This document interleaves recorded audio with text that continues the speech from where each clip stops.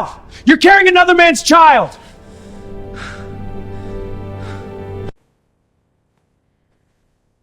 I will protect you.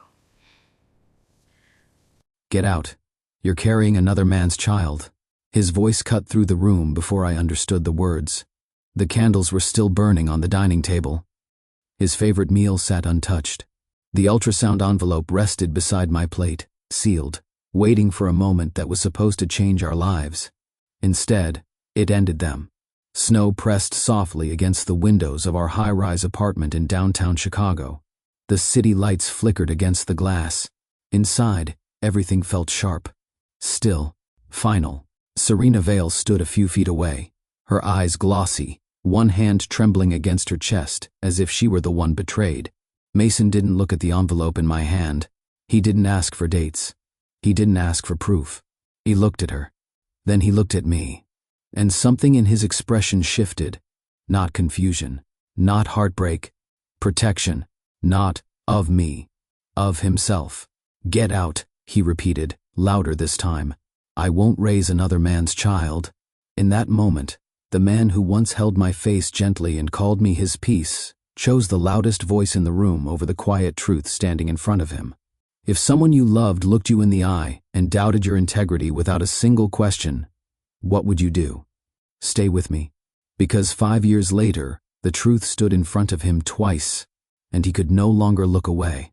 5 years later, the room was louder. Crystal chandeliers glowed above a crowded ballroom in Dallas. Executives moved from table to table. Glasses clinked. Laughter floated across polished floors. A banner near the stage read, "Reed Urban Developments, Keynote Sponsor." I stood near the entrance, calm, composed. My navy dress fitted simply, intentionally. On either side of me stood my children, Asher, Kaya, matching navy outfits, small hands tucked into mine. Their curls framed faces that carried a familiar intensity. Mason Reed stood near the stage, speaking with investors, when his eyes drifted toward the door, and stopped. His sentence died mid-word. The confidence he wore so easily in boardrooms drained from his face. His gaze moved from me to the twins, back to me, then back to them again. Recognition does not arrive slowly. It strikes. Asher shifted his weight the way Mason used to before closing a deal. Kaya tilted her head slightly, studying him with those same steady eyes. His eyes. The distance between us felt short, yet 5 years wide. Have you ever watched someone realize, in real time, that they were wrong? He took one step forward, then another, and for the first time since the night he threw me out into the snow, Mason Reed looked unsure. Let's go back to where everything broke. 5 years earlier, I believed I was about to give my husband the happiest news of his life. The table was set with care. Candles glowed softly. His favorite rosemary chicken rested in the oven. 2 glasses waited beside a folded napkin arrangement I had practiced twice to get right. The ultrasound envelope sat near my plate. I kept touching it, smiling to myself. We had been married 3 years.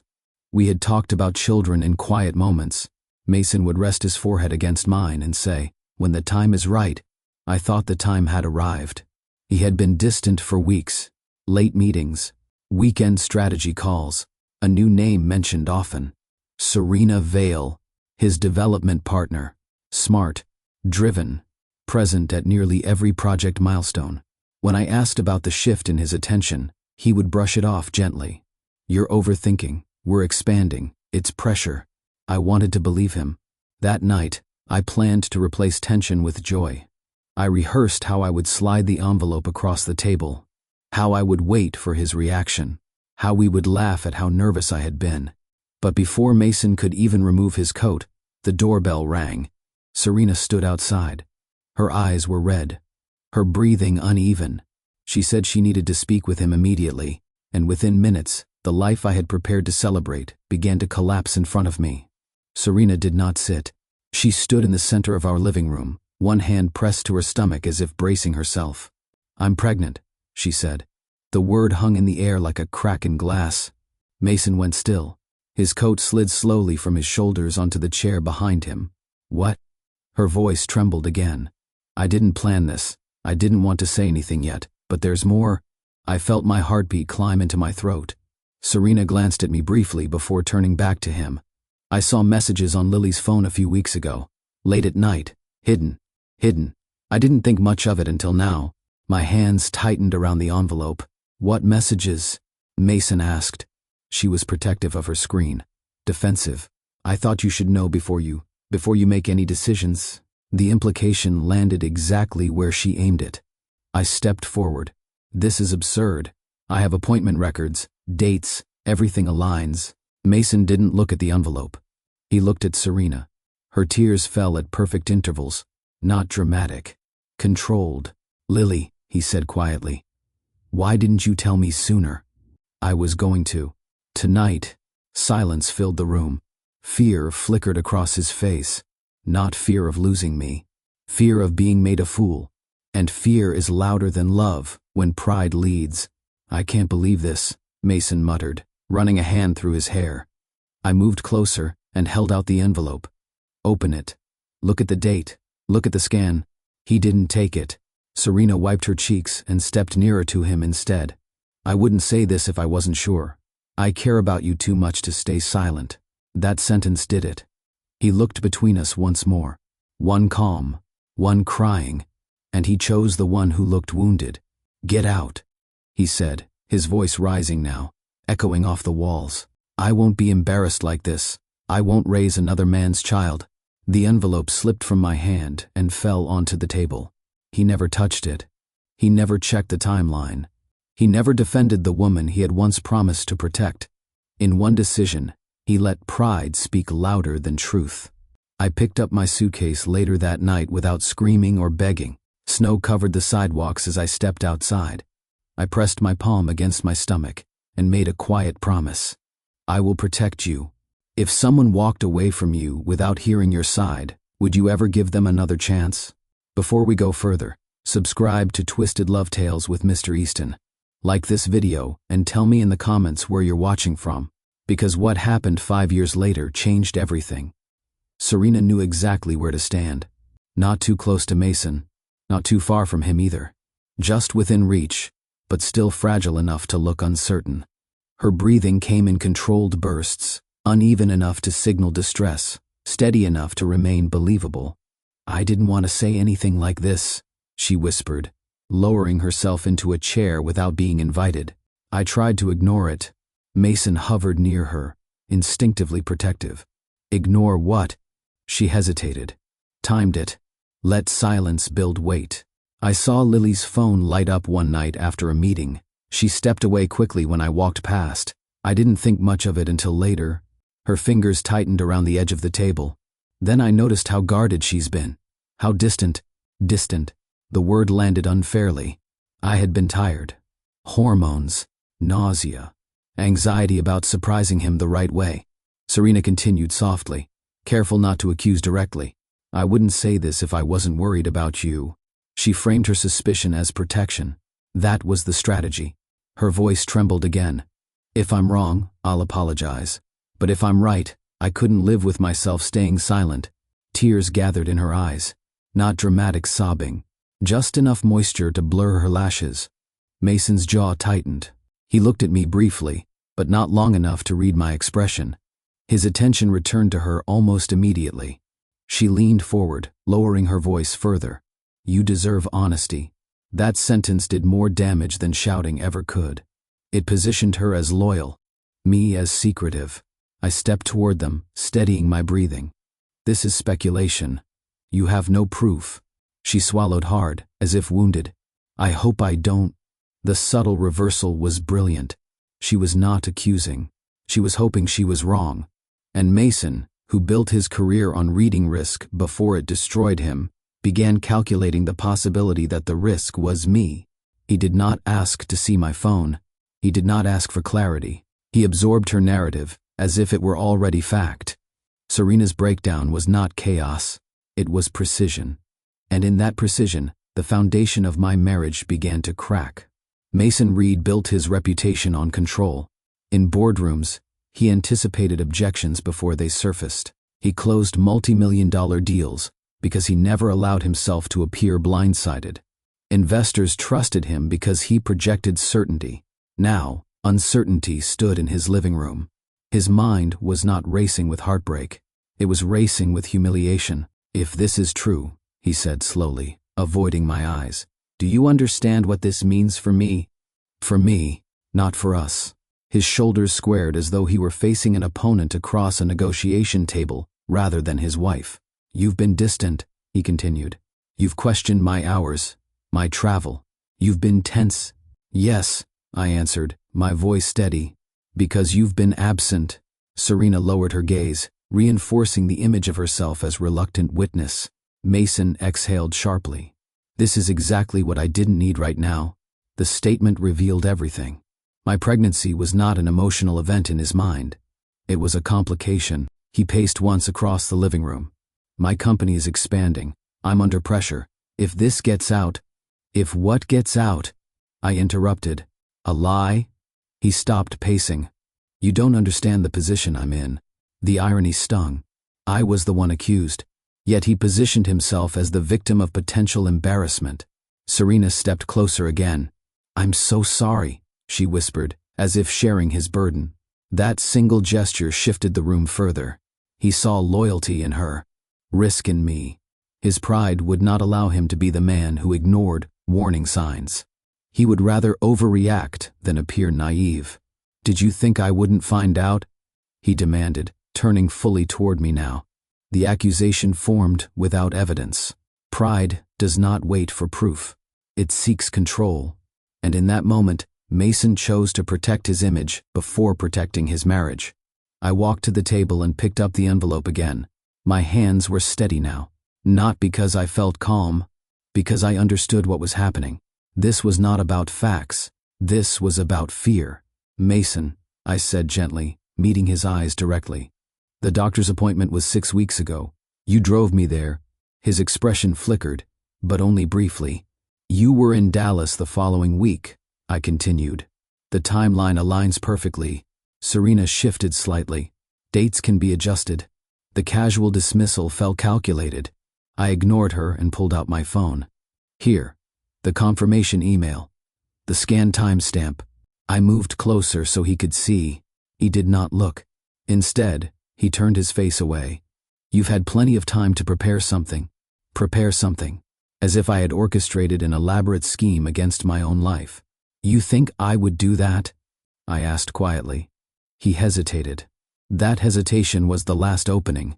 "Yes," Serena answered for him. "People panic when they make mistakes." I felt heat rise in my chest. "Mason, open the envelope," I insisted, extending it toward him once more. "See the date printed clearly. Look at the measurement. You understand timelines better than anyone." He stared at the envelope as if it were evidence of betrayal rather than proof of innocence. Opening it would require courage. Opening it would require admitting he might be wrong. And pride resists correction. "I don't need to see it," he said finally. That sentence severed something inside me. He preferred suspicion over clarity. He preferred doubt over verification. I lowered my hand slowly. The envelope remained sealed. And in that silence, I understood that truth alone would not save this marriage. "I won't be made a fool," Mason said again, louder now. The decision had settled in him, not because he had evidence, because he had fear. Serena's quiet tears continued. She did not need to speak anymore. The narrative had taken root. "Pack your things," he said, avoiding my eyes once more. "I need space. I need time to figure this out." Figure this out. As if I were a problem to manage. I looked around the apartment we had chosen together. The framed photos, the furniture we had debated over, the life we built piece by piece. None of it felt stable anymore. "I'm not begging you," I said softly. "I'm telling you the truth." He didn't respond. That silence confirmed his choice. I walked to the bedroom. One suitcase. Essentials only. No dramatic gestures. No broken glass. No raised voice. Snow covered the street below when I stepped outside later that night. The air bit against my skin, but it felt cleaner than the room I had just left. I placed one hand over my stomach. "You are wanted," I whispered. I did not cry until I reached the elevator lobby. And even then, it was brief, because I understood something important in that moment. A woman should never have to compete with doubt in her own home. If you believe trust should never be broken this easily, comment trust matters. Because the choice he made that night would cost him more than he realized. I walked away quietly, but I was not walking away alone. Houston did not greet me with drama. It greeted me with humidity, traffic, and my cousin Camille standing outside her townhouse with open arms. She did not ask questions at the curb. She simply pulled me into her chest and said, "You're safe here." Safe. The word felt foreign after the past 48 hours. Camille Brooks had always been practical. She worked in healthcare administration, lived alone, kept her life structured. Her guest room became mine within minutes. Clean sheets, a folded blanket, a glass of water placed gently on the nightstand. "I don't need the details tonight," she said. "You need rest." That restraint meant everything. The next morning, reality settled in. My suitcase sat half open beside a borrowed dresser. My wedding ring felt heavier than usual. I slid it off and placed it inside my purse, not as rejection, but as recognition that something had shifted. Camille brewed coffee and moved around her kitchen with calm efficiency. "You can stay as long as you need," she told me. "No deadlines." I nodded, grateful but embarrassed. I had left a downtown Chicago high-rise. I had left comfort, status, a marriage that looked solid from the outside. Now I was back in a spare bedroom, starting from zero. But I was not empty. I had appointments scheduled. I had medical records. I had proof of my truth, even if it had been ignored. Camille drove me to my first Houston doctor's visit without complaint. She sat beside me in the waiting room, scrolling quietly on her phone, giving me space but never distance. "You don't owe anyone explanations," she said on the drive home. That sentence began to reshape my thinking. I did not owe Mason breakdowns. I did not owe Serena defense. I did not owe anyone proof of my integrity beyond what I already carried. Houston was not my first choice, but it was my first step. And sometimes survival begins not with a dramatic comeback, but with one steady place to land. The quiet was the hardest part. In Chicago, even tension filled space. Meetings, phone calls, elevator rides, city noise. In Houston, the guest room became a place of stillness that forced me to sit with everything I had avoided. Mornings felt longer. I would wake before Camille left for work. The house would settle into silence. Sunlight filtered through the blinds, landing across the edge of the bed where Mason once lay beside me. I stopped checking my phone by the third day. There were no messages from him, no apology, no reconsideration. The absence hurt more than the accusation. I attended doctor appointments alone when Camille's schedule conflicted. I answered intake forms that asked for father's name and paused each time. I wrote Mason Reed carefully, without bitterness, without commentary. I refused to rewrite history for convenience. Some nights I sat on the edge of the bed and replayed the living room scene. I analyzed every word Serena spoke, every hesitation in Mason's voice. I asked myself if I could have reacted differently. The answer was no. Truth does not require performance. Still, loneliness crept in quietly. Pregnancy is supposed to feel shared, a secret exchanged between two people building something new. Instead, I carried the weight alone. I began journaling during those evenings, not about Mason, not about betrayal, about strength, about boundaries, about what kind of mother I wanted to become. If my children ever asked about that night, I wanted my answer to reflect dignity. Pain can consume a person if given enough space, so I limited its space. I scheduled small freelance branding projects remotely, short assignments, logo adjustments, marketing reviews. I worked from Camille's dining table, laptop open, headphones in. Every completed project reminded me that I was capable beyond marriage. I was not discarded. I was redirected. The shift was subtle, but it mattered. I stopped viewing myself as someone abandoned. I began viewing myself as someone rebuilding. The ultrasound room was dim, cool, and quiet. I lay back against the exam table, hands resting over my stomach. The technician moved the wand gently across my skin while the monitor flickered to life. I stared at the screen, waiting for the familiar shape I had seen once before in Chicago. The technician paused. She adjusted the angle slightly. Then she smiled. "Well," she said softly, "this is a beautiful surprise." My heart skipped. What do you mean? She turned the screen toward me. There are two. For a moment, I could not process the image. Two small forms, two steady rhythms pulsing side by side. Twins? I whispered. She nodded. Strong heartbeats, both measuring well.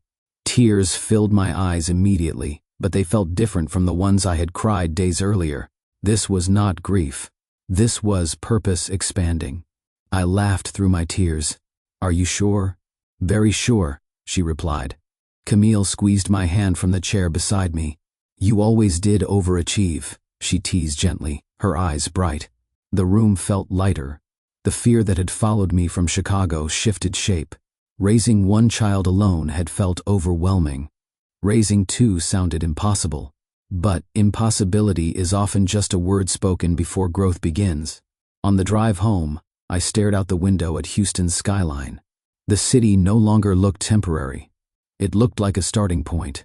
Two heartbeats, two futures, two reasons to stay focused. That evening, I sat on the edge of the bed again, but this time, my posture was different. My shoulders felt squared. You are both wanted, I whispered softly. The betrayal that pushed me out of my marriage had also pushed me towards something greater than I imagined. The night Mason refused to open that envelope, he rejected more than me. He rejected a blessing multiplied. And one day, he would see that clearly. Strength did not arrive loudly. It built through routine. Morning walks around Camille's neighborhood became daily discipline. I moved slowly at first, then with steadier pace as my body adjusted. Each step felt symbolic. Forward, forward, forward. I created a financial plan one evening at the kitchen table. Medical expenses, childcare, savings goals. I mapped everything carefully. Fear shrinks when numbers are written down. Remote consulting projects increased gradually. One client referred another, then another. I focused on small businesses in need of brand restructuring. I listened well. I delivered clean results. My reputation began forming quietly across state lines. Camille noticed the change in my posture before I did. You're standing taller, she said one afternoon. I'm thinking differently, I replied. I stopped asking, why did he do this? I started asking, what can I build from here? That shift changed everything. I read about entrepreneurship late at night, studied market trends, refined service packages. I prepared not just to survive motherhood, but to excel within it. When labor began months later, it happened on a warm July morning. The hospital room filled with steady instructions, focused breathing, controlled urgency. Asher arrived first, loud, strong. Kaya followed minutes later, calm, alert. When the nurse placed them in my arms, I felt clarity settle into my bones. Motherhood did not weaken me. It refined me. Pain had introduced me to isolation. Purpose introduced me to direction. I was no longer the woman standing in a candlelit apartment begging to be believed. I was a mother of two. Focused, strategic, growing. The shift from victim to builder had begun quietly in Houston, and it would not stop there. Motherhood reshaped my priorities, but it did not erase my ambition. When Asher and Kaya settled into predictable sleep patterns, I turned the corner of Camille's dining area into a temporary office. A second-hand desk, a reliable laptop, a whiteboard mounted against the wall with color-coded notes outlining services and pricing. I did not rush into expansion. I refined my craft. Brand consulting had always been part of my professional identity, but now it carried deeper intention. I worked with small businesses struggling to define their message, restaurants unsure of their audience, boutique retailers lost in crowded markets, local developers trying to reposition properties. I listened carefully before offering solutions. You don't need louder marketing, I told one cafe owner during a video call. You need clarity. Clarity became my signature.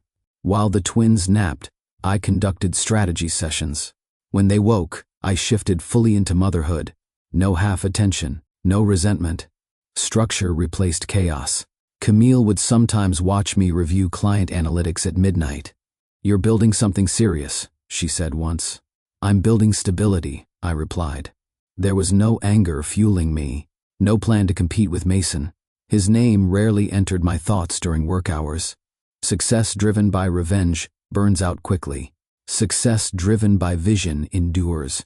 I invested early profits back into better software, legal registration, and branding for my own firm. I chose the name carefully. Morgan Brand Strategies.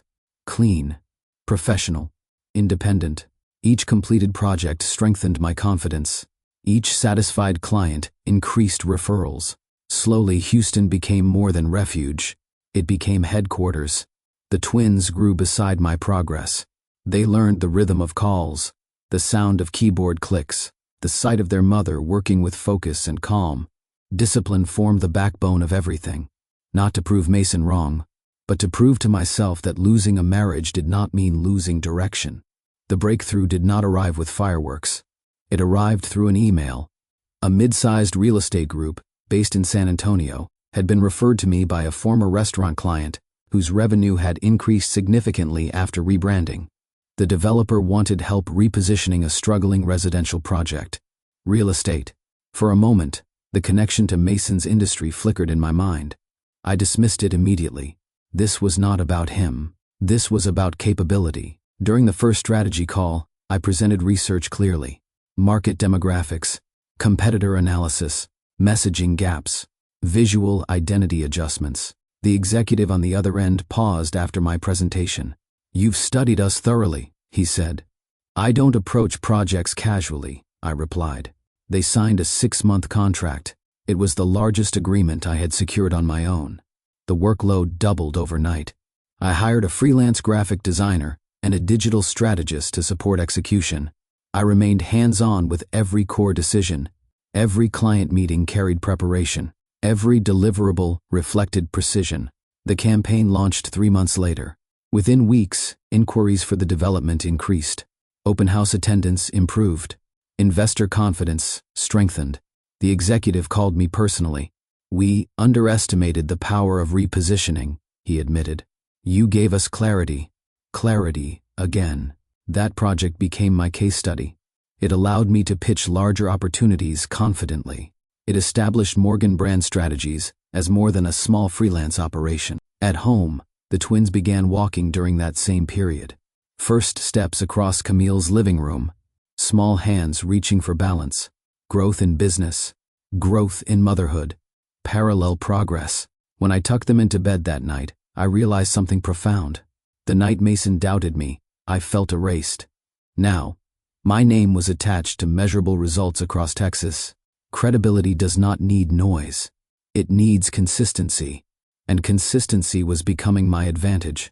Success demands infrastructure. By the twins' 3rd birthday, Morgan Brand Strategies required more than a dining table setup. I leased a modest office space in Houston's business district. Glass door, clean signage, 2 full-time employees, and a rotating team of contractors. I structured the firm carefully. Client onboarding process standardized. Data review checkpoints scheduled. Brand audits delivered within fixed timelines. Clear service tiers designed to prevent burnout. Revenue increased steadily, not explosively. That stability mattered. I reinvested profits into staff development and technology upgrades. We expanded into Dallas and Austin markets through remote consulting packages. Virtual strategy sessions allowed flexibility without compromising growth. Industry panels began inviting me to speak about brand repositioning for emerging companies. I accepted selectively. Public presence required balance with parenting. Camille remained an anchor during expansion. She handled childcare during major presentations. "You're not building alone," she reminded me. I never forgot that. One evening, after reviewing quarterly performance reports, I noticed something unexpected. Our firm had worked with 3 separate real estate developers across Texas. Each one had referenced competitive pressures from larger firms in Chicago. The connection felt distant, yet symbolic. I was now operating confidently in the same industry sphere Mason once dominated, but the difference was internal. My decisions were no longer influenced by fear of losing status. They were guided by vision. When clients asked about my background, I shared selectively. I spoke about strategy, about resilience, about understanding reputation management under pressure. I did not speak about betrayal. My growth did not require public confession. It required focus. Scaling the firm strengthened more than my finances. It strengthened my identity beyond marriage. Morgan Brand Strategies was no longer survival. It was leadership. Asher and Kaya grew curious as their vocabulary expanded. "Where's Dad?" Asher asked once during breakfast, his curls slightly wild from sleep. The question did not catch me off guard. I had prepared for it long before he could form sentences. "He lives in another city," I answered calmly. "He made a mistake, but he loves you." The statement carried truth without damage. Children should not inherit adult resentment. When school enrollment forms required father information, I filled them out accurately. When teachers asked about emergency contacts, I included Mason's name, even though he had not reached out. Protecting my children's emotional health mattered more than protecting my pride. Some evenings I would watch them play and wonder if Mason ever thought about milestones he was missing. First words, first steps, first birthday candles. But I did not allow bitterness to shape their perception. When Kaya once asked, "Is Daddy mean?" After hearing a classmate describe divorced parents arguing, I knelt beside her. "No," I said gently. "He made a wrong choice. People can make wrong choices without being bad." That distinction mattered. It allowed room for accountability without condemnation. Internally, I maintained boundaries. I did not reach out to Mason. I did not send photos. I did not initiate updates, but I did not erase him either. His absence was his decision. Their dignity was mine to protect. As Morgan Brand Strategies expanded into Dallas, an email arrived that shifted everything again. An invitation to present at a major real estate summit. Keynote sponsor, Reed Urban Developments. For a moment, I stared at the screen. 5 years of growth had led me back to the name I once shared. This was not revenge. This was intersection. And this time, I would walk into that room on my own terms. The ballroom doors were taller than I remembered. Polished brass handles. Frosted glass panels etched with the summit logo. Conversations hummed behind them, layered and steady. The Dallas Real Estate Growth Summit had drawn investors, developers, consultants, and media from across the state. I adjusted the cuff of Asher's navy blazer. Kaya smoothed the front of her matching dress, serious in the way only 5-year-olds can be when they sense importance. "Remember what we practiced?" I asked softly. Asher nodded. "Stand straight. Smile. Say hello clearly." Kaya squeezed my hand. "And stay close." I smiled at both of them. My dress was navy as well. Not dramatic. Structured. Professional. Intentional. The three of us looked coordinated without appearing staged. 5 years ago, I had walked out of a high-rise apartment with one suitcase and a sealed envelope. Today, I walked toward opportunity with 2 steady heartbeats beside me. The event coordinator greeted us at the entrance. "Ms. Morgan, we're honored you could join us," she said warmly. "Your session is scheduled right after the keynote sponsor remarks." Keynote sponsor. Reed Urban Developments. The name sat in my chest, not heavy, not painful, just present. I took a slow breath as the doors opened. The ballroom stretched wide under crystal chandeliers. Round tables draped in white linen filled the space. A large stage stood at the front, branded screens glowing softly behind it. Executives moved confidently across the floor. Laughter. Handshakes. Business cards exchanged in smooth rhythm. And near the stage, speaking with 2 investors, stood Mason Reed. He looked older, sharper. His suit was tailored in deep charcoal. His posture still carried authority. For a moment, he did not see us.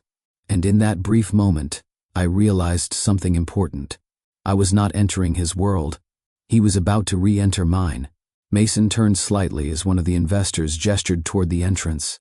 His gaze drifted casually at first. Then it locked. His sentence cut off mid-word. The investor followed his line of sight, confused by the sudden silence. Mason did not blink. His eyes moved from my face to the twins, back to me, then back to them again. Recognition does not always come with words. Sometimes it arrives through posture. His shoulders stiffened. His jaw tightened. One hand lowered slowly from mid-gesture, as if his body forgot what it had been doing seconds earlier. Asher stood straight beside me, hands folded neatly in front of him. Kaya tilted her head slightly, studying the man staring at us. They did not know him, but their features carried familiarity he could not ignore. The curve of Asher's brow, the focus in Kaya's eyes. His eyes. The conversations around us continued, unaware of the shift unfolding in that small pocket of space.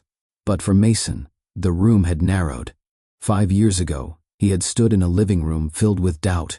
Now he stood in a ballroom filled with proof. I did not rush forward. I did not look away. I held his gaze calmly, offering neither accusation nor invitation. There was no anger in me, no trembling, only clarity. He excused himself from the investors without fully breaking eye contact.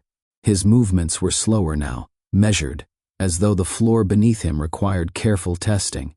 Each step toward us closed a gap measured not just in feet, but in years. As he approached, I noticed something else. There was no Serena at his side, no ring on his hand, no familiar defensive energy in his posture, just uncertainty. Power had shifted, not because I demanded it, but because time revealed truth. He stopped a few feet away. Up close, I could see the fine lines near his eyes that had not been there before. The confidence remained, but it was tempered by something heavier. "Lily," he said quietly. He had not spoken my name in 5 years. "Yes," I replied, steady. His gaze lowered again to the twins. They stared back with open curiosity. Asher leaned slightly toward me. "Mom, who is that?" he whispered. Mason inhaled slowly, as though preparing for impact. "Are they?" he began, but the sentence failed him. The unfinished question hung between us. He did not need to complete it. He already knew. I felt the weight of the moment settle. 5 years of silence. 5 years of milestones missed. 5 years of growth without him.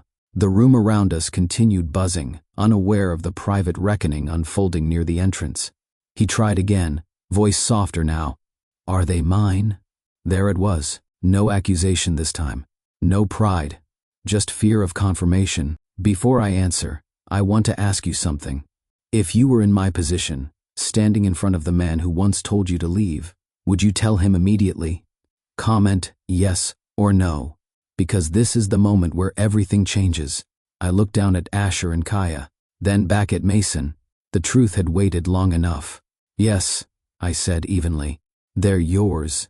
The words were calm. They did not need volume. Mason's breath left him slowly, as if he had been holding it for 5 years. His eyes moved across their faces again, searching for confirmation he had already found. Asher's stance mirrored his own. Kaya's expression carried the same steady focus he once used in negotiations. He swallowed. "I didn't know. You didn't ask," I replied gently. The statement was not sharp. It was factual. His shoulders lowered slightly. "Serena told me. I know what she told you." For a moment, guilt flashed across his face. Not performative. Not defensive. Real. "I should have opened the envelope," he admitted quietly. "Yes," I answered. He crouched slowly, bringing himself to their level. "Hi," he said softly to the twins. "I'm Mason." Asher glanced at me for approval before responding. I nodded. "Hi," Asher replied. Kaya studied him closely. "You look like us," she said simply. The innocence of the observation struck him harder than any accusation could have. He laughed once, though emotion strained the sound. "Yeah," he whispered. "I do." Silence settled again, but this time it was different. Not tension. Recognition. Behind us, the stage lights brightened slightly as event staff prepared for the next segment. Professional life was about to resume, but nothing about this reunion felt professional. 5 years earlier, he had rejected proof without looking at it. Now proof stood in front of him, breathing. And this time, he could not turn away. We stepped away from the center of the ballroom to a quieter corridor lined with framed architectural renderings. The twins followed the event coordinator toward the children's activity area, arranged for guests. I watched them disappear around the corner before turning back to Mason. For a few seconds, neither of us spoke. The noise from the ballroom felt distant now, muffled by thick carpet and heavy doors. "I owe you an explanation," Mason said finally. "You owe our children honesty," I replied. "Start there." He nodded once, accepting the correction. "Serena and I. We continued seeing each other after you left," he began carefully. At first I believed I had protected myself from embarrassment. I told myself I had acted decisively. I said nothing. 2 months after you moved to Houston, she told me she was further along than she first claimed. The timeline shifted. I didn't question it. Why? I asked quietly. He exhaled. Because questioning it would have forced me to admit I acted too quickly with you. The admission carried weight. She insisted her doctor estimated a different conception window, he continued. I accepted it. I wanted clarity, and she offered it in a way that made me feel in control again. Control. The same instinct that drove him in business had driven him at home. But something felt off, he added. Appointments changed. Details didn't align. I noticed inconsistencies. I folded my arms, not in anger, but in steadiness. When the baby was born, Mason said, voice lower now, the resemblance wasn't there. I told myself, newborns don't look like anyone at first. I ignored my instincts. He paused, jaw tightening. 3 months later, during a routine pediatric appointment, I overheard her arguing on the phone in the hallway. She mentioned another man. I confronted her that night. And? I asked. She denied it at first. Then she admitted she had been involved with someone else around the same time. The hallway felt smaller.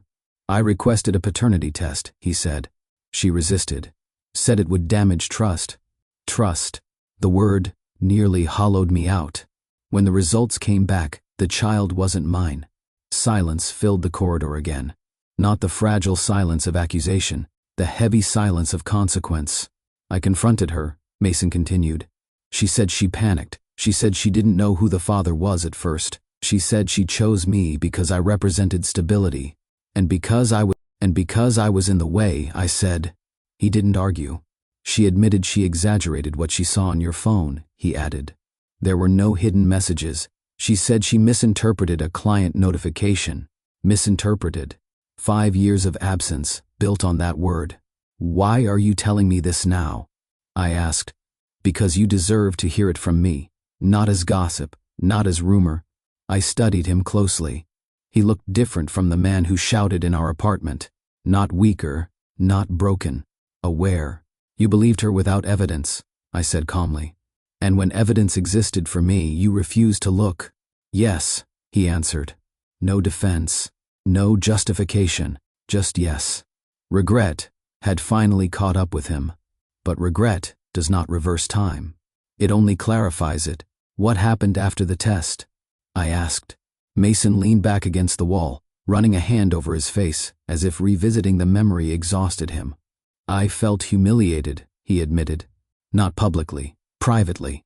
I realized I had dismantled my marriage over suspicion while ignoring actual deception. The irony did not require commentary. I confronted Serena again, he continued. She said she never meant for it to go that far. She claimed fear drove her. Fear of losing me professionally. Fear of losing access to projects.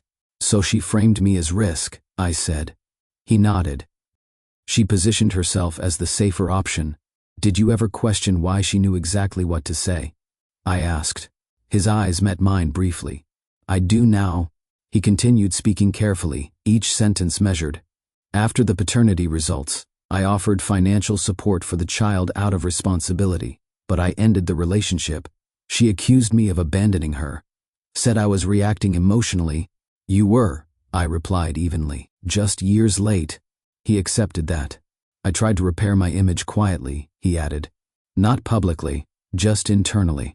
I revisited every conversation from that night, every hesitation, and I asked.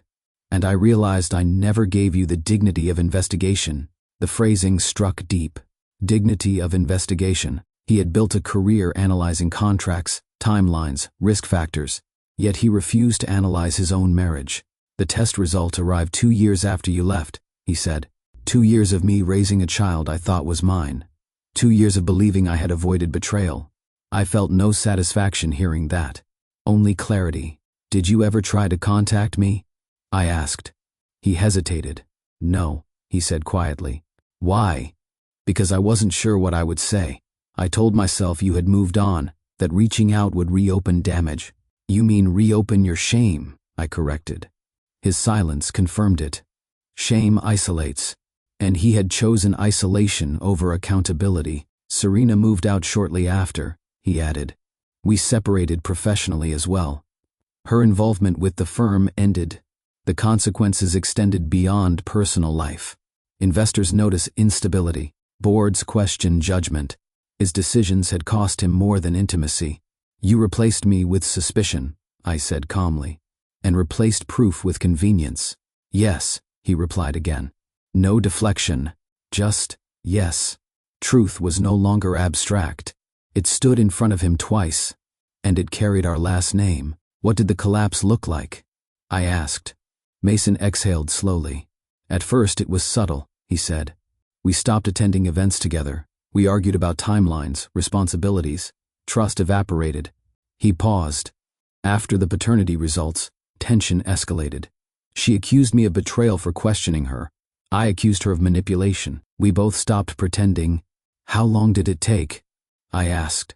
6 months after the test. We ended everything, personally and professionally. He stared at the floor briefly before continuing. I had built Reed Urban Developments on reliability. Investors trusted my judgment. Internally, I questioned my own.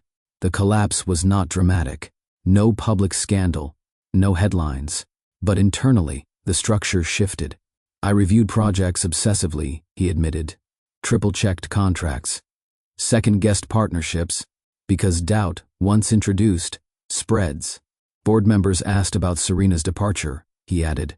I told them our professional visions diverged. A polished answer, not the full truth. What about the child? I asked. I withdrew gradually after confirming I wasn't the father. I ensured legal clarity and stepped back. It wasn't simple, but it was final. Did you feel relief? I asked. He considered the question carefully. No, he said. I felt exposed. I had been deceived, yes, but more painfully, I had deceived myself. He looked up at me. I projected infidelity onto you because I feared vulnerability. I chose the narrative that preserved my pride.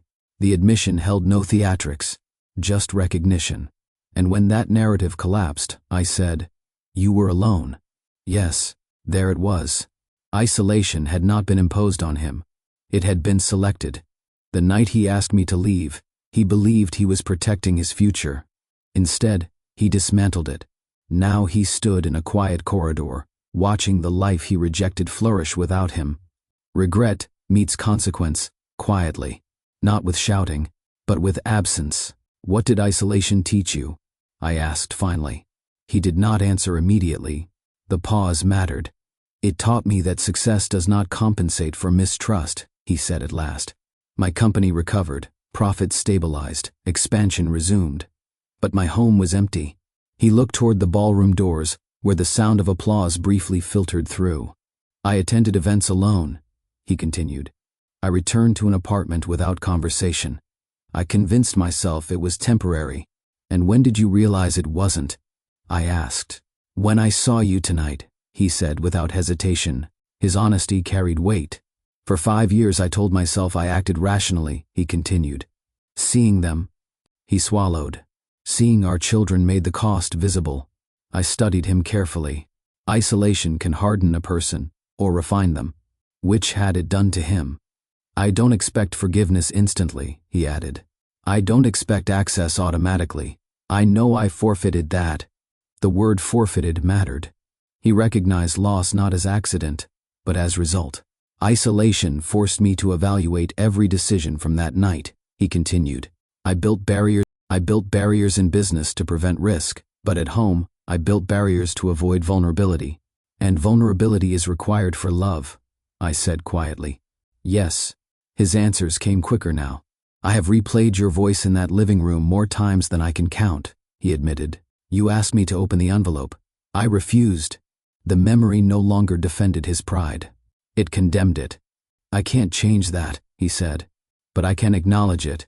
Acknowledgement does not erase absence, but it begins accountability. From down the corridor, I heard Asher's laughter echo faintly. Mason heard it too. His expression shifted again. Not pride, not control. Longing, regret had finally intersected with consequence. He had built wealth. He had preserved reputation. But he had missed first steps, first words, first birthdays, and no strategy meeting could recover those moments. Isolation had given him space to think. Now truth required him to act differently. He stood straighter, not in authority, but in resolve. "I don't want to be the man who runs from proof anymore," he said quietly. The question now was not whether he regretted the past. It was whether he had grown beyond it. The summit ended with polite applause and professional handshakes, but the real negotiation began afterward. We met the following week at a quiet family law office in Dallas. Neutral space, glass table, no raised voices, no dramatic tension, just paperwork and responsibility. Mason arrived early. I noticed that. He stood when I entered, not as a performance, as acknowledgement. "I've spoken with an attorney," he said calmly. "I want to do this correctly." "Correctly means consistently," I replied. We sat across from each other, not as former spouses reliving the past, but as two adults discussing the future of two children who deserved clarity. "I'm not interested in emotional apologies right now," I said. "I'm interested in structure." He nodded. "Tell me what you need." The words carried humility, not authority. I opened a folder I had prepared. "Supervised visits initially," I began. "Public settings, scheduled in advance. No last-minute cancellations. No emotional promises you cannot keep." He absorbed each condition without resistance. "You will not speak negatively about me in front of them," I continued. "And I will not speak negatively about you. They deserve stability, not tension." "Agreed," he said immediately. "If they ask about the past, we keep answers age-appropriate. No blame, no rewriting history." Again he nodded. The attorney reviewed documentation outlining custody terms, financial contributions, and scheduled visitation windows. Mason requested expanded financial responsibility beyond what was required. "This isn't about obligation," he said quietly. "It's about presence." "Presence is not purchased," I answered. He accepted the correction. I watched him carefully throughout the meeting. 5 years ago, he would have controlled the room, directed tone, redirected focus. Now he listened. When the paperwork was finalized, he signed without hesitation. "This doesn't restore what I broke," he said, placing the pen down. "But it begins something." I met his eyes steadily. "Forgiveness and access are different things," I told him. The words landed between us with clarity. "I understand," he replied. "Access could be granted through structure. Forgiveness required time." As we left the office, the weight of the decision settled into reality. This was not a romantic reunion. This was responsibility meeting maturity. For the first time since the night he refused to open the envelope, I felt something unexpected. Not softness, not nostalgia. Control. I was no longer reacting to his choices. I was defining my own. The crossroad was not about whether I still felt something. It was about whether he could demonstrate something. And demonstration requires consistency. Consistency does not announce itself loudly. It repeats. The first visit took place at a park in Houston 2 weeks later. Bright afternoon sun. Families scattered across picnic tables. Children running freely. Mason arrived 10 minutes early. He did not approach the twins immediately. He greeted me first. "Thank you for allowing this," he said quietly. "It's for them," I replied. He nodded and crouched to their level. "Hi again," he said, voice warm but measured. Asher studied him carefully. Kaya stayed close to my side. Mason did not rush their hesitation. "Would you like to show me the playground?" he asked gently. Asher looked at me. I nodded once. That simple gesture began the first bridge. Over the next hour, Mason pushed swings, tied shoelaces, and listened more than he spoke. When Asher tripped lightly near the slide, Mason reacted instinctively, steady hands guiding him upright. "Shake it off," he said softly, brushing dust from Asher's knees.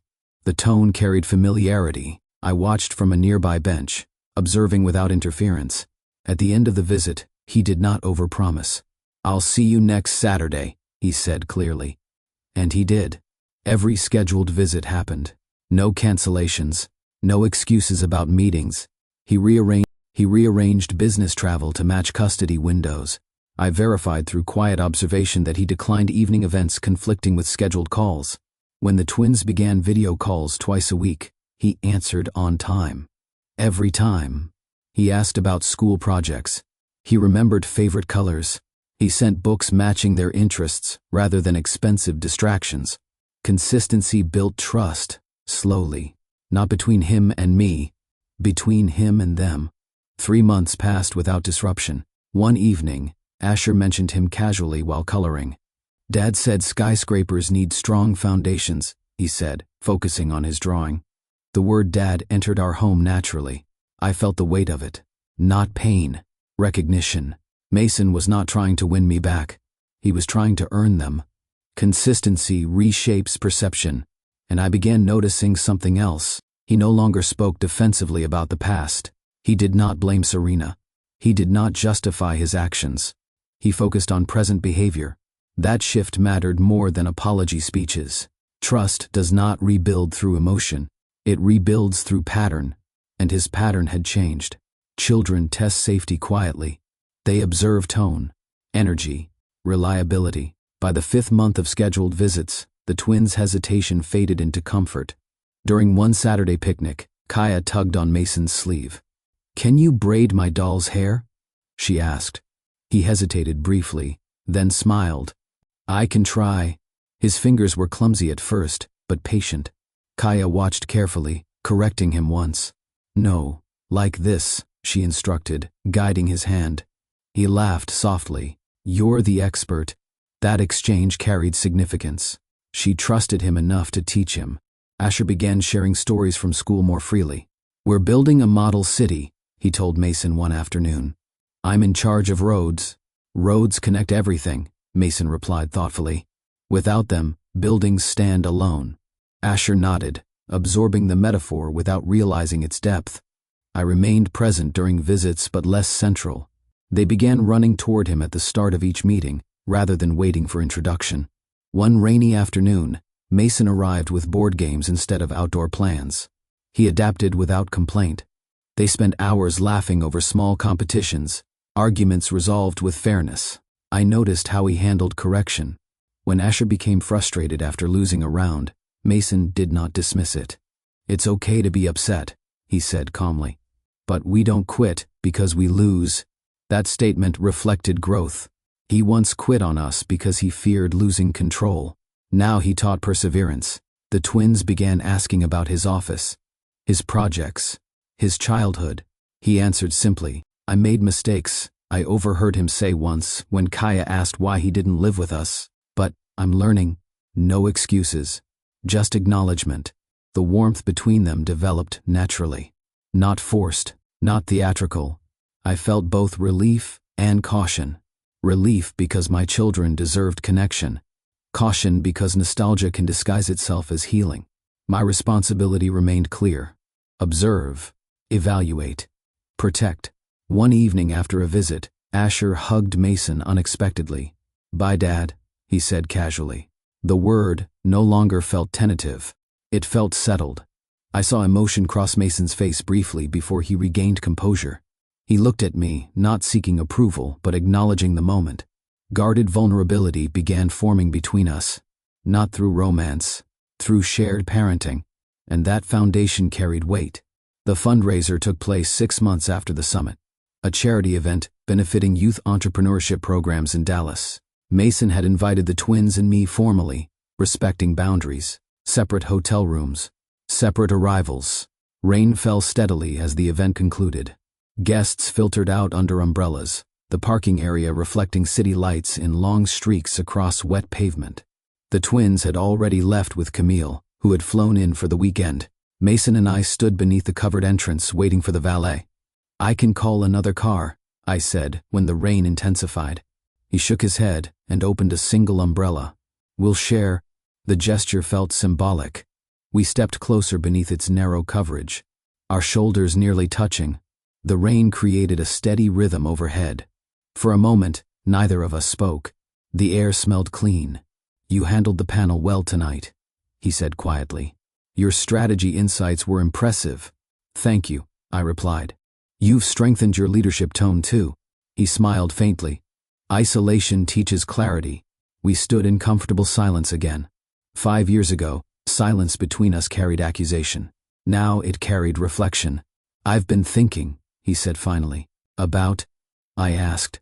"About the night everything fell apart. I replay it often. I see the envelope in your hand. I felt the memory surface, but it did not sting the way it once did. I refused to open it," he continued, "because opening it would have required trusting you more than my fear." "Yes," I said softly. He shifted slightly closer beneath the umbrella as rain intensified. "I don't expect you to forget that," he added. "But I need you to know something." I looked at him carefully. The city noise softened around us. "I never stopped loving you," he said quietly. The words hung between us, heavier than rain. Not dramatic, not desperate, honest. My heart responded before my logic could intervene. But maturity demanded restraint. Love alone had not protected me before. Proof had to lead. The valet pulled up to the curb, headlights cutting through the rain. I held his gaze for one steady second longer. The crossroads stood clearly before us.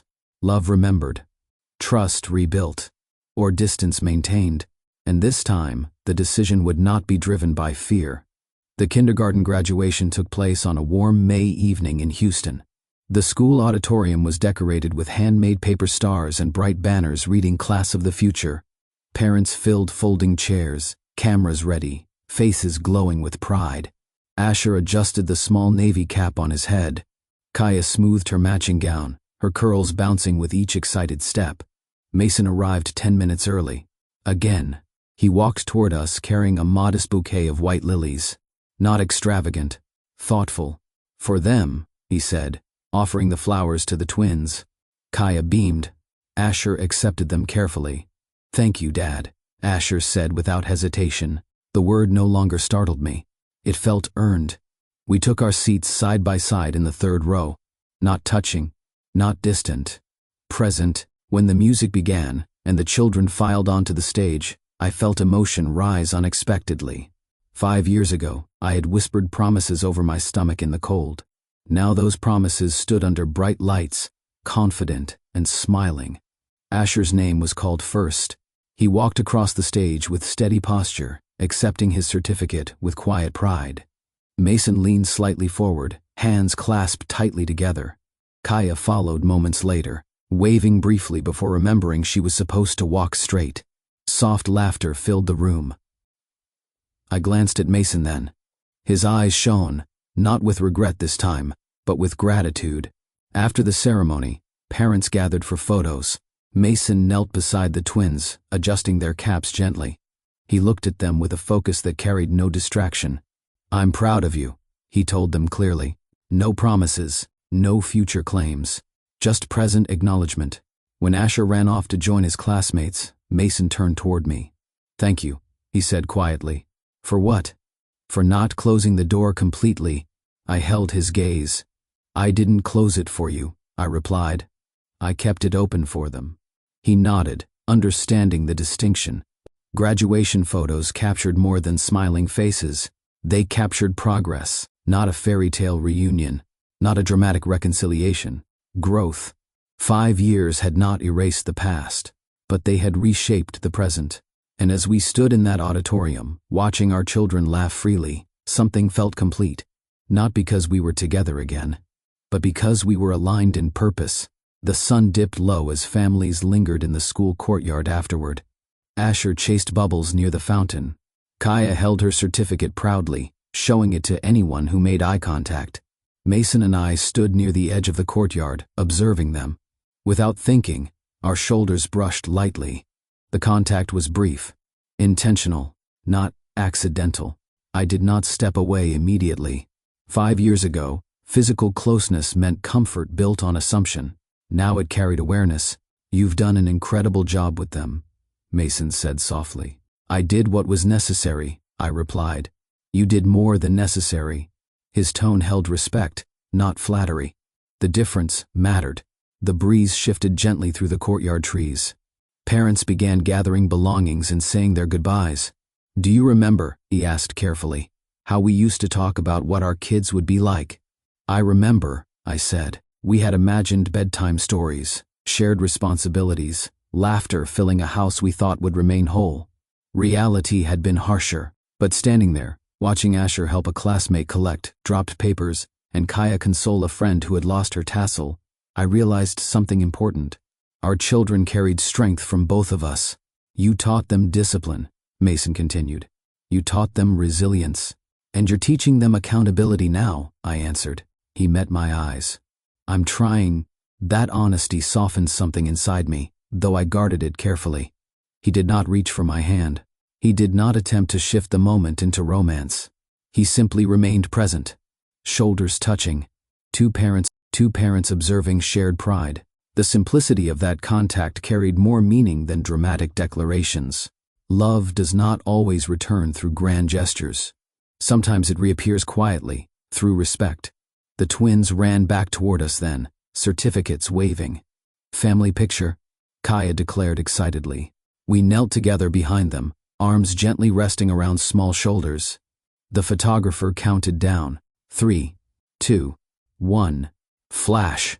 In that captured moment, we were not defined by betrayal. We were defined by growth. Later that evening, after Camille took the twins home to celebrate with cupcakes, Mason and I remained outside the school building for a few minutes longer. The parking lot had thinned. The sky deepened into soft evening blue. I meant what I said that night in the rain, he began carefully. About loving you. I did not interrupt. But I also understand that love, as I practiced it before, was incomplete, he continued. I confused control with protection. Yes, I said evenly. He accepted that without defensiveness. I've learned something these past months, he added. Love requires belief under pressure, and I failed that test. The phrasing struck me. Belief under pressure. That was what I needed 5 years ago. I won't rush you, he said. I won't assume we return to what we were. I only want the chance to show you who I am now. I folded my arms gently, not closed off, but thoughtful. If we ever consider rebuilding, I said carefully, it will not look like before. I know. There will be counseling, I continued. Transparency, shared decision-making, no emotional shortcuts. He nodded. Agreed. You will never again make a decision about our family based on assumption.